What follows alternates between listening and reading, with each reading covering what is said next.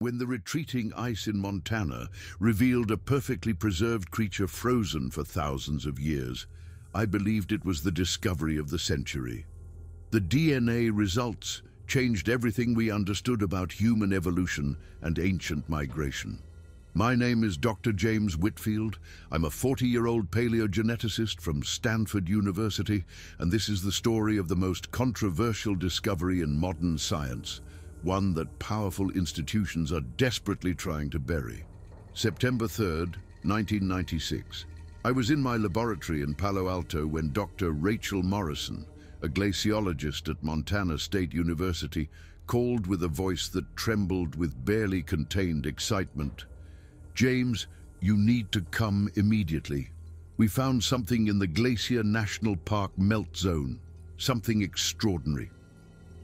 I tried to put her off, explaining that I was in the middle of analyzing samples from an important archaeological discovery that had consumed weeks of my time. "Rachel, I'm swamped here.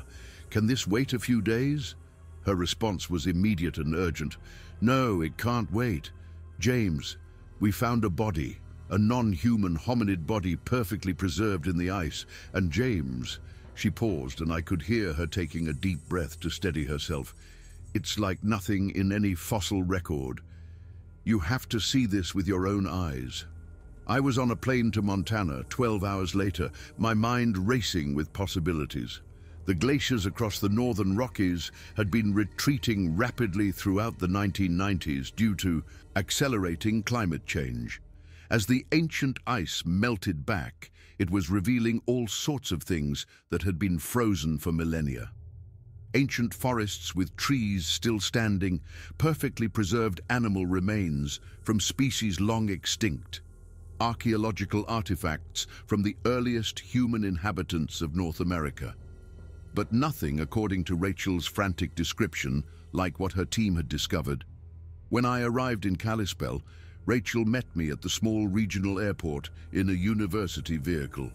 She looked like she hadn't slept properly in days. Her eyes were red-rimmed from exhaustion, but they blazed with an excitement I'd rarely seen in my colleague. We'd worked together on several projects over the years, and I'd never seen her like this. "How's the preservation?" I asked as we began the drive toward the mountains. "James, it's absolutely perfect. I mean, we're talking soft tissue preservation at a level I've never seen, hair still intact and attached to the skin. Even the eyes are preserved behind frozen eyelids. Whatever froze this thing did so incredibly fast, flash freezing it in place. Based on our preliminary analysis of the ice layers and the geological context, we estimate it's been frozen for at least 8 to 10,000 years, possibly even longer. We won't know for certain until we get proper radiocarbon dating done." "And you're absolutely certain it's not human?" I pressed, needing to hear her confirm it again. "I'm certain, James. Wait until you see it. This is going to change everything we thought we knew." We drove for nearly 2 hours, leaving the town behind and heading deep into wilderness territory. Glacier National Park loomed ahead of us, a vast expanse of mountains, forests, and ancient ice that had carved through the landscape for countless millennia. But now, like so many glaciers around the world, the ice was retreating at an alarming rate, leaving behind a transformed landscape of rubble, meltwater streams, and newly exposed bedrock that hadn't seen sunlight in thousands of years. The excavation site was located in a restricted area that had been cordoned off with bright orange tape and was being guarded by university security personnel. Rachel had been smart enough to keep this discovery as quiet as possible in these crucial early days. If word got out before they'd properly secured and documented everything, the site would be instantly overrun with media crews, amateur cryptozoologists, and every person with a theory about mysterious creatures. She led me past the security checkpoint to a large refrigerated tent they'd erected near the excavation point. The tent hummed with the sound of portable generators, keeping the interior at a constant cold temperature. Inside, lying on a sturdy examination table and covered with a specialized thermal preservation sheet, was the find that had brought me racing across the country. Rachel moved to the table and carefully pulled back the sheet. For a moment, I literally forgot to breathe. My scientific training had prepared me for many things, but not for this. It was humanoid in its basic structure, definitely, but it was distinctly and unmistakably non-human in its specific features. The body measured approximately 8 feet in length, though it was difficult to measure with complete accuracy given its frozen, curled position. It was covered entirely in thick, dark, reddish-brown hair that was heavily matted with tiny ice crystals that caught the light. The face was the most striking and unsettling feature. It had a heavy, pronounced brow ridge that jutted forward over the eye sockets. The nose was broad and flat, with large nostrils. The jaw protruded forward in a way that was distinctly ape-like, yet the overall configuration of features was disturbingly close to human. It existed in some uncanny valley between human and something else entirely. "My God," I whispered, moving closer despite my shock. The scientist in me was already beginning to override the initial emotional response.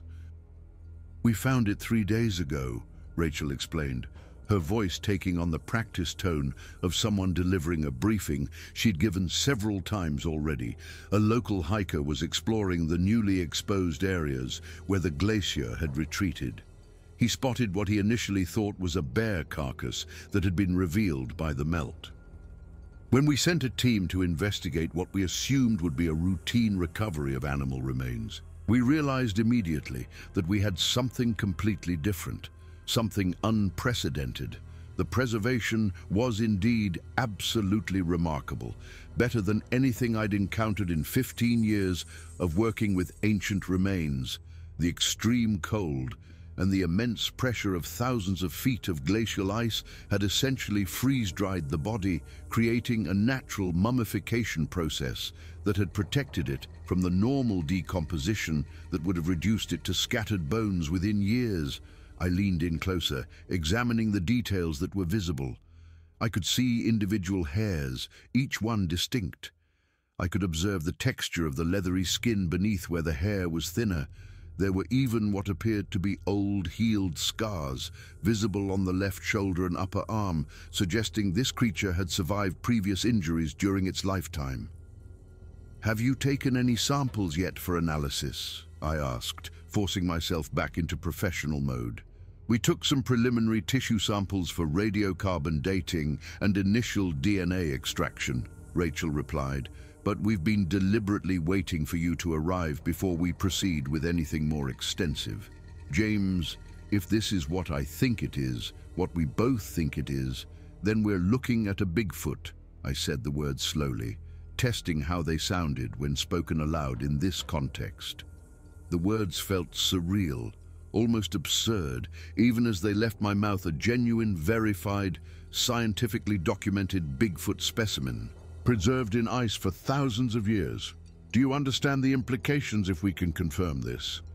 "The implications are staggering," Rachel agreed, her voice dropping almost to a whisper, despite the fact that we were alone in the tent.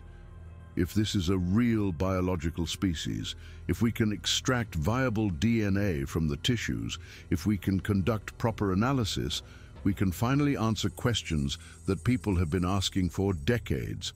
What these creatures actually are, where they came from evolutionarily, how they relate to humans and to other known hominid species. Whether they still exist in living populations, this changes everything." I spent the next several hours conducting an intensive preliminary examination of the specimen, working carefully and methodically. Despite my excitement, I took detailed photographs from every conceivable angle, documenting every visible feature. I collected additional tissue samples from different areas of the body for comprehensive DNA analysis, being extremely careful to maintain sterile conditions to avoid contamination. The body showed clear signs of significant trauma that had occurred at or near the time of death. There were multiple broken ribs visible through palpation of the chest area. The left arm showed evidence of a severe fracture that had healed badly at some point during the creature's life, leaving the bone misshapen. Whatever had killed this individual, it certainly hadn't been a peaceful or natural death. The injuries suggested violence, possibly from combat with another creature or from a serious fall. We need to transport this specimen to a proper research facility as soon as possible, I told Rachel. After completing my initial assessment, Stanford has all the equipment necessary for detailed analysis, and more importantly, we need to keep this discovery absolutely confidential until we have solid, peer-reviewed data to present. The last thing we want is for this to leak prematurely and turn into a media circus before we understand what we have. I completely agree, Rachel said, but James, we need to move very fast. We have maybe a week, possibly less, before someone talks. Word is already beginning to spread through the university community. People know we found something significant out here, and rumors are starting to circulate. We can't keep a lid on this indefinitely. We spent the next 48 hours coordinating every detail of the transport operation. The body was carefully packaged in a state-of-the-art refrigerated container, accompanied by all of Rachel's meticulous documentation, field notes, photographs, and the preliminary samples we'd already collected. On September 6th, we flew the specimen down to California on a chartered flight. We used the cover story that we were transporting an important archaeological find from a Native American burial site. A story that would explain the heavy security, the refrigeration requirements, and the need for absolute confidentiality, while simultaneously deflecting detailed questions from anyone who might be curious.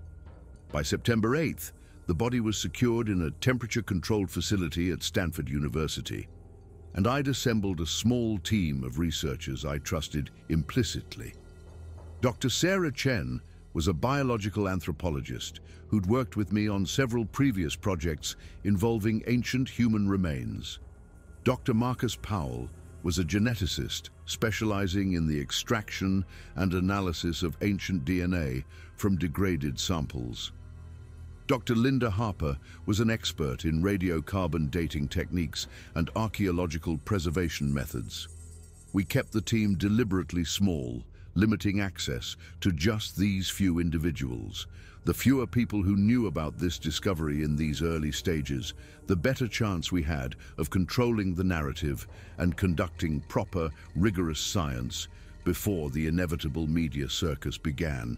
The radiocarbon dating results came back first, as that was the fastest analysis we could complete. Dr. Harper worked virtually around the clock for 3 straight days, running multiple independent tests to confirm the findings and ensure accuracy. On September 11th, she presented her results at our first official team meeting. The collagen samples from the specimen show a date of approximately 9,400 years before present, she reported, displaying her data on the laboratory's projection screen. Give or take roughly 200 years, which is within normal margins of error for this type of dating. That places this individual firmly in the early Holocene period, shortly after the last major ice age ended and the climate began warming significantly. So it was alive during the same general time period as the Clovis people, Sarah observed, referring to the earliest confirmed human inhabitants of North America whose distinctive stone tools had been found across the continent. Not just contemporaneous, I added, thinking through the implications, potentially directly interacting with them. We know from archaeological evidence that humans were definitely in this region of North America by at least 14,000 years ago, probably even earlier. This creature would have been living alongside them, sharing the same landscape, possibly even encountering them. That raised fascinating questions about early human knowledge of these beings, but it was the DNA results that would prove to be truly revolutionary and frankly terrifying in their implications for our understanding of human evolution and the history of our species. Marcus spent 2 intensive weeks extracting and sequencing DNA from the tissue samples we'd collected, Ancient DNA work is notoriously difficult and frustrating. The genetic material degrades significantly over time, breaking down into smaller and smaller fragments.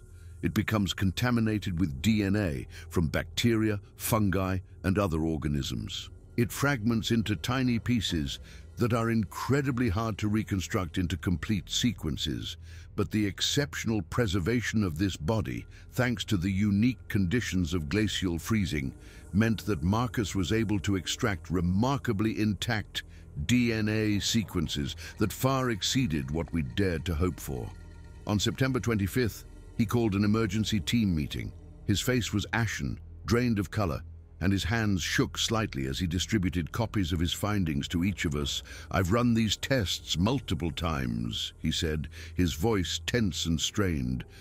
"I've had them independently verified by a lab at UC Berkeley that thinks they're analyzing samples from an archaeological human specimen.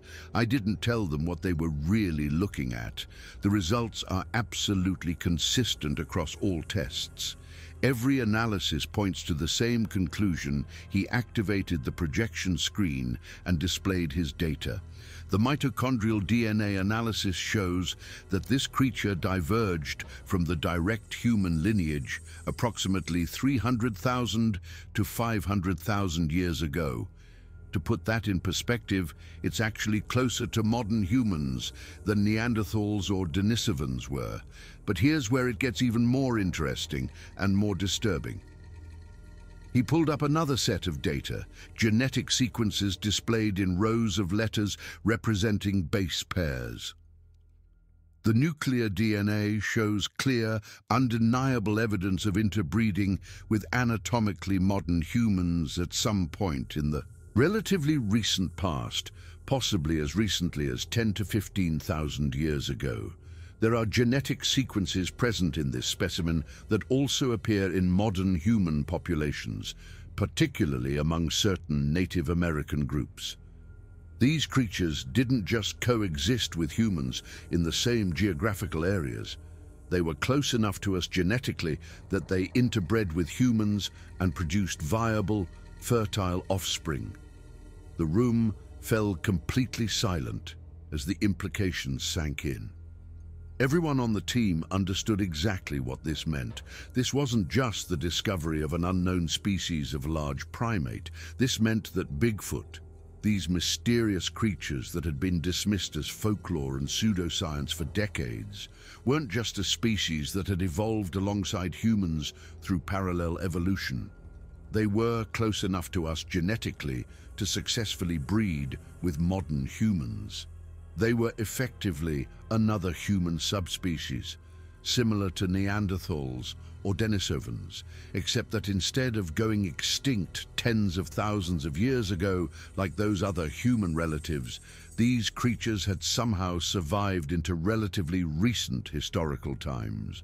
"This completely rewrites human evolutionary history," Sarah said quietly, staring at the data. "This isn't just zoology or cryptozoology anymore. This is anthropology, human evolution, migration patterns, everything we thought we understood about the peopling of the Americas. If these creatures were interbreeding with humans 10,000 years ago, that has massive implications. We need to publish these findings immediately," Sarah insisted during our next meeting. "This is too important to sit on. The scientific community needs to know about this." But I shook my head, already thinking several steps ahead. Before we do anything, before we contact any journals or make any public announcements, we need to carefully consider the full implications of what we're about to reveal. If these creatures existed 9,000 years ago, and if they were successfully interbreeding with humans as recently as 10 to 15,000 years ago, then there's a very strong possibility, maybe even a probability, that they still exist today in some form. If we announce this discovery prematurely without thinking it through, every remote mountainous region in North America is going to be immediately overrun with hunters, adventurers, amateur researchers, media crews, everyone looking to find a living specimen. If there are surviving populations out there trying to stay hidden, trying to avoid human contact, we could inadvertently drive them to complete extinction simply through exposure. We spent the entire month of October engaged in intense debates about our approach and what we should do with this information. Marcus argued passionately for immediate publication in a major peer-reviewed journal like Nature or Science. The scientific method demands transparency, he insisted. We can't sit on data this significant. Sarah generally agreed with him, but wanted to first consult extensively with Native American communities and tribal leaders, recognizing that many tribes had traditional knowledge and stories about these beings that predated Western science. By thousands of years, Linda worried constantly about our professional reputations and careers, concerned about what would happen if we published something this controversial and were later proven wrong. I advocated strongly for extreme caution, for taking the time to gather more evidence, for carefully planning our announcement before we went public. That decision was ultimately taken completely out of our hands. On November 2nd, I received an unexpected visit at my Stanford office. Two men in dark, professional suits appeared at my door and identified themselves as representatives from the Department of Defense. They somehow knew about the specimen. They knew about our findings. They knew everything, which meant someone had been monitoring our work, and they had a proposition for us. Dr. Whitfield, we understand what you've discovered, one of them said, after closing my office door. What you've found has significant national security implications that go far beyond academic science. We need you and your team to maintain strict confidentiality while we assess the full situation. We'd like you to continue your research, but under federal oversight and protection, I tried to refuse their offer, asserting my academic freedom and my right to publish my research. They listened politely, then made their position crystal clear. The specimen has been classified under national security provisions. One of them explained calmly. Your research will continue, and you'll have full access and funding, but it will be conducted under Department of Defense supervision. If you refuse cooperation, you'll be immediately barred from access to the specimen, and all of your research, data, and findings will be seized under national security laws. You'll be prohibited from discussing any of this publicly. We're not trying to suppress science, Dr. Whitfield. We're trying to protect an endangered species from extinction through premature exposure. We literally had no choice in the matter. Within a week, my entire team had signed comprehensive non-disclosure agreements that carried serious criminal penalties for violation. The frozen body was transferred to a secure military research facility in Maryland. We were relocated to a classified laboratory where we could continue our analysis under strict supervision, constant monitoring, and heavy security. The most disturbing revelation came during our first week in the classified facility. The government already knew about these creatures. They had known for decades. Within just a few days of our arrival and the signing of all the security paperwork, we were given an extensive briefing by Dr. Elizabeth Rogers, a senior wildlife biologist who'd been studying cryptid species for various military and intelligence agencies since the early 1970s. She was in her 60s, with grey hair and tired eyes that had seen far more than she'd ever be allowed to publicly discuss. Dr. Rogers explained that there had been literally dozens of credible sightings documented by various government agencies over the past several decades: park rangers, Forest Service personnel, military units conducting training exercises in remote areas, geological survey teams. All had filed official reports of encounters. There was physical evidence that had been quietly collected and analyzed. Hair samples that didn't match any known species, footprint casts showing anatomical details that couldn't be easily faked, even photographic and video evidence that had been suppressed and classified. All of it had been carefully documented and buried in classified archives. The frozen specimen we'd found was indeed the first complete body they'd managed to recover, but they'd known for years that something unusual was living in the remote wilderness areas of North America. More importantly, and more troubling, they had strong evidence suggesting that living populations still existed in scattered locations across the continent based on patterns of sightings, physical evidence, and ecological analysis. They estimated current numbers at somewhere between 200 and 500 individuals. These populations were scattered across the Pacific Northwest, the northern Rocky Mountains, parts of the Cascade Range, and remote regions of British Columbia and Alberta. The creatures were highly intelligent, extremely elusive, naturally nocturnal, and had apparently learned over generations to avoid human contact as much as possible. They were also critically endangered, their numbers declining steadily due to habitat loss, genetic bottlenecks from small population sizes, and occasional accidental encounters with humans that ended badly. The government's official position, Dr. Rogers explained with evident weariness in her voice, was that public disclosure would almost certainly lead to their rapid extinction. Human nature being what it is, we'd have trophy hunters trying to bag one for their wall. We'd have researchers wanting to capture specimens for study. We'd have developers and corporations wanting to exploit their habitat without restrictions. We'd have tourists flooding into their territories. Every remote forest in America would be overrun with people trying to find them, photograph them, prove they exist. The creatures would be harassed, hunted, driven from their last refuges.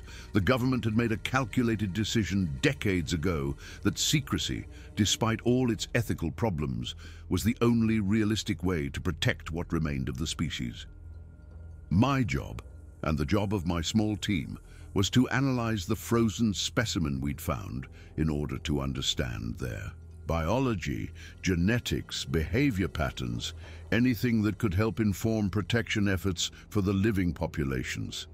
We needed to understand what they were, how they lived, what they needed to survive, so that covert conservation efforts could be more effective.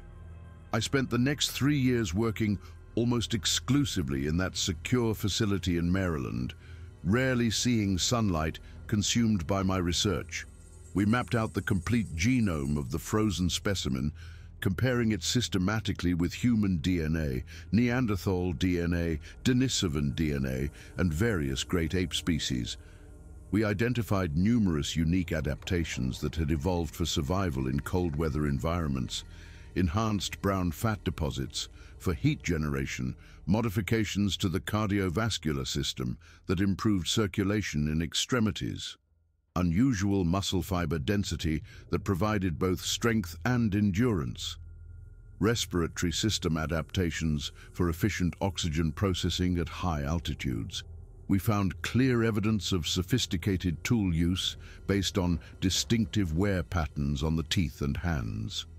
Microscopic analysis of the tooth enamel showed patterns consistent with using the teeth as a tool for gripping and processing materials. The hands showed calluses and wear marks, suggesting regular manipulation of objects and materials. These weren't just intelligent apes that happened to walk upright. The evidence increasingly pointed to something much more significant. They were people, non-human people certainly, but beings with intelligence, culture, and complex behavior patterns. They made tools, they had social structures, they passed knowledge between generations by every meaningful measure except genetics and physical appearance. They were people. In 1999, my assignment changed. I was transferred from pure laboratory research to field research. The government had established covert, highly classified monitoring programs for suspected Bigfoot populations. Small teams of researchers and wildlife specialists tracked these groups using remote cameras, sophisticated audio recording equipment, and environmental DNA sampling from water sources and soil. We never attempted direct contact or capture, but we documented everything we could from a distance. I joined a team that was tracking a family group living in the Cascade Mountains of Washington state, not far from where I'd started my career. I spent months in the field, living out of a small research station hidden in the forest, watching these creatures through telephoto camera lenses, recording their movements and behaviors. I saw them moving through the dense forest with a fluid grace that seemed almost impossible for beings of their size. Their movement was nearly silent despite their bulk, suggesting highly developed kinesthetic awareness and intimate knowledge of their environment. I heard their vocalizations echoing through the mountain valleys at night, complex patterns of sounds that included hoots, whistles, and low-frequency calls that seemed designed for long-distance communication. The variety and structure suggested sophisticated vocal communication, possibly even a primitive form of language. I analyzed their scat and other biological traces, finding evidence of an omnivorous diet that included plants, roots, berries, small mammals, fish, and insects. They were opportunistic feeders who understood their ecosystem deeply and exploited its resources efficiently throughout the seasons. They lived in small, tightly bonded family groups, typically consisting of 3 to 8 individuals, representing multiple generations. We documented what appeared to be a mated pair with their offspring of various ages, and occasionally an older individual who might have been a grandparent or other relative. They constructed temporary shelters from branches, leaves, and other natural materials. Simple structures, but clearly deliberate constructions that provided protection from rain and wind. They used rocks as tools to crack open nuts and dig for roots and tubers. Most touching and most human of all, we observed them caring for their young for extended periods, years rather than months, teaching them essential survival skills, foraging techniques, safe travel routes, how to avoid human detection. Everything we observed and documented confirmed high intelligence and complex social behavior that went far beyond what we saw in any other great ape species. These weren't monsters lurking in the forest. They weren't mysterious cryptids or paranormal entities. They were a remnant human species, the last survivors of an ancient lineage that had somehow managed to persist into the modern age by staying hidden, by learning to avoid the dominant human species that had taken over the planet. Over the next decade, from 1999 through 2009, I became one of a small handful of scientists who knew the truth about these creatures and worked to understand them better. We documented multiple populations across North America. We tracked their movements and migrations with changing seasons. We analyzed their behavior patterns and tried to understand their social structures. But we also documented, with growing alarm and helplessness, the numerous threats they faced and their declining numbers. Habitat loss from industrial logging operations and expanding real estate development was the primary and most pressing danger. Several times over those years, we watched helplessly as family groups were displaced when their traditional territory was clear-cut for timber or converted into new residential subdivisions. We tracked individuals who died from exposure to agricultural pesticides and industrial pollutants that accumulated in their food sources. We documented injuries from encounters with vehicles on remote highways or from industrial machinery in areas where their habitat overlapped with human activities. We saw individuals who starved when their traditional food sources were destroyed by development or climate change. The terrible irony of the situation became increasingly clear and increasingly painful. The secrecy that supposedly protected these creatures also prevented any meaningful conservation efforts. We couldn't designate protected habitat areas without explaining exactly what we were protecting and why those specific areas were critical. We couldn't implement breeding programs or genetic rescue efforts to address the dangerous bottlenecks from small population sizes. We couldn't educate the public about coexistence or teach people how to avoid conflicts.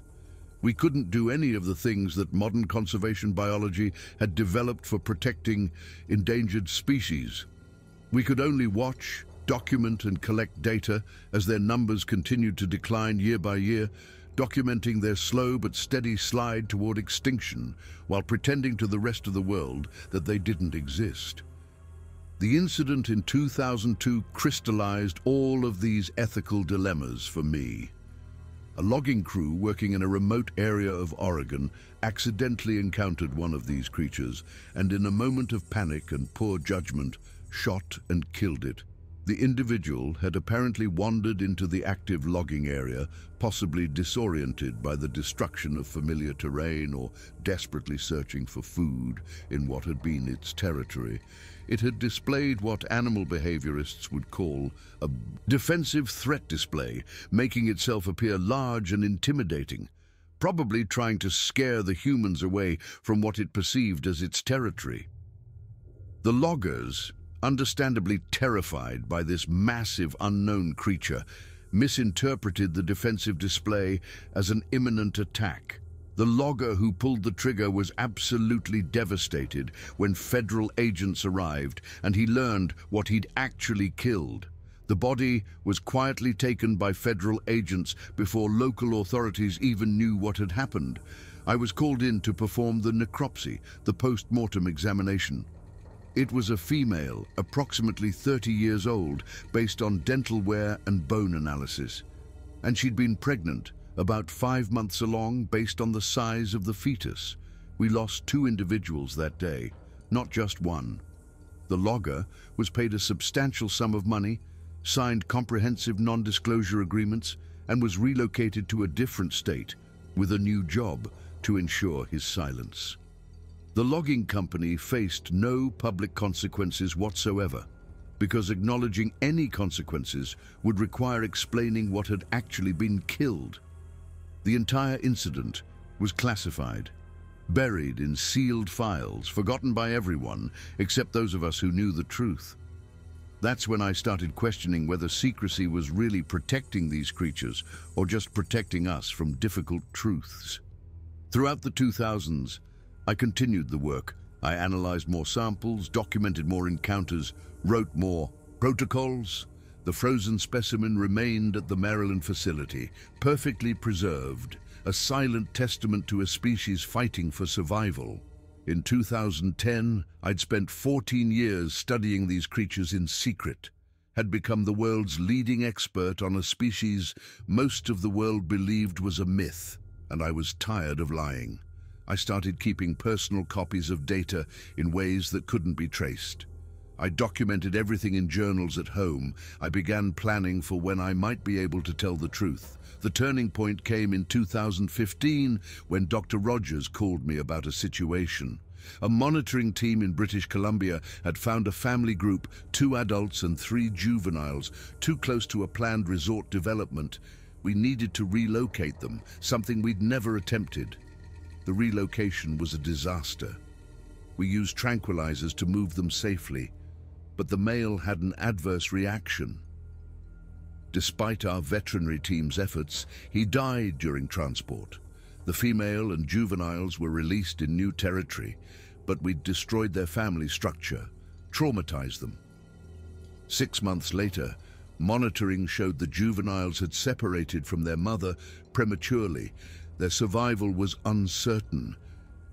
"We killed him," I said to Sarah after the incident. "We were trying to help and we killed him." "We made the best decision we could with the information we had," she replied. But even she sounded uncertain. "That's not good enough. We're playing God with an intelligent species, making life and death decisions in secret with no oversight, no public accountability. This isn't conservation, this is control." That year, I decided that when I retired, I would wait for legal obligations to expire, then tell the story. Not all of it. I wouldn't reveal locations or put living populations at risk, but I would reveal the frozen specimen, the DNA results, the proof these creatures existed. Then COVID-19 happened and my retirement was delayed. The frozen specimen remained in storage as the world dealt with a different crisis. Finally, in 2023, I retired from government service at 67 years old, having spent 27 years studying creatures most people thought were legends. I was done keeping secrets. I reached out to a trusted journalist, someone with a reputation for careful, ethical reporting on scientific controversies. I provided copies of data I'd kept, photographs of the frozen specimen, DNA analysis results, documentation of our research. This will destroy your reputation, she warned. Even with all this evidence, people will call you a fraud, a conspiracy theorist. The government will deny everything and destroy your credibility, I know, I said. But these creatures are still out there, still dying, still heading toward extinction while we pretend they don't exist. Someone needs to force this conversation into the open. The story is being prepared for publication now in 2024. When it comes out, the government will respond as predicted. They'll say the frozen specimen exists, claim the DNA data is fabricated, discredit me and my research. But I have something they can't easily dismiss. The coordinates of the original discovery site in Montana. The glacier has continued retreating since 1996. Anyone wanting to verify my story can search that exact location for more evidence. Perhaps other bodies, perhaps artifacts, frozen alongside our specimen. I also have testimony from others involved. Dr. Rachel Morrison has agreed to come forward. Dr. Marcus Powell, now at a private genetics lab, has provided corroborating statements. Several retired field researchers have agreed to confirm the existence of monitoring programs. We can't provide the actual specimen, it remains in federal custody, but we can provide enough evidence to force questions, demand investigations, make it impossible for the government to simply dismiss the claims. More importantly, I'm going public with the conservation crisis these creatures face. Estimated population is now below 200 individuals. Genetic diversity is critically low. Habitat continues shrinking. Without intervention, real intervention with public support and resources, they will be extinct within 50 years. That's the real reason I'm breaking my silence. Not for fame or vindication, but because an intelligent species is disappearing, while humans who know about them debate whether it's safe to tell the truth. The frozen body we pulled from that glacier in 1996 was 9,400 years old. That individual species survived the end of the Ice Age, survived thousands of years of climate change and human expansion, survived being hunted and driven into hiding. They survived everything nature and humans threw at them for millennia, but they won't survive secrecy. They won't survive being protected by lies and cover-ups and classified documents nobody reads. So I'm telling their story, our story, the story of how humanity discovered we weren't alone, that we shared this continent with another intelligent species, and how we chose to hide that truth rather than deal with the complexity of coexistence the DNA results are in. They've been in for 28 years. These creatures are real. They're related to us. They're dying, and we've known about it all along. That frozen body in Montana, the one I spent years studying, the one that changed my entire understanding of human evolution, that body has a story to tell, and I'm finally letting it speak. The government will come after me. They'll use every legal tool to silence me, to discredit the evidence, to maintain the secret. I'm prepared for that, because some truths are more important than career, reputation, or personal safety. Some truths demand to be told regardless of the cost. The Bigfoot body we found frozen in Montana was real. The DNA results proved it was a human relative, an intelligent species that shared our evolutionary history. And the government has kept this secret for decades while these creatures march toward extinction. Now you know. In knowing, you have to decide what to do with that knowledge I chose to speak. What will you choose?